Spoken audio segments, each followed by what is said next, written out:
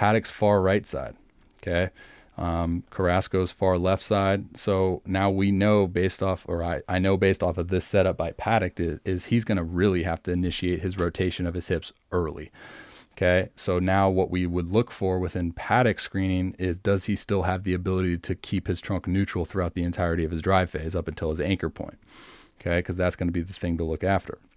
Let's just go ahead and start with Carrasco. Loads into the quad. You can see, obviously you can't see, but if the knee was there, you see the positioning over that front foot. And then he enters his drive phase. You can see that he still has the ability to absorb that energy, right?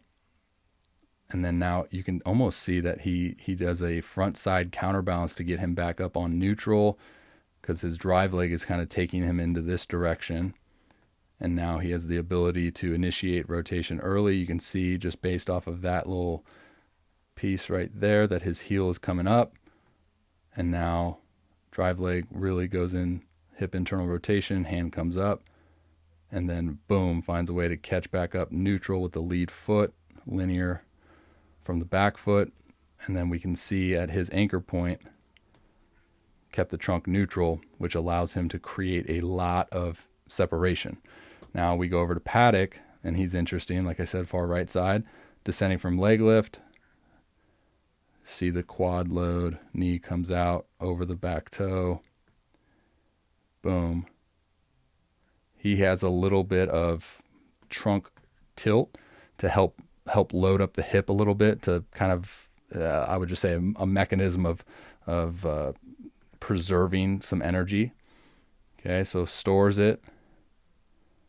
And now as soon as he fully descends at full hand separation, you can already see his heel has to disconnect extremely early. That's why it's not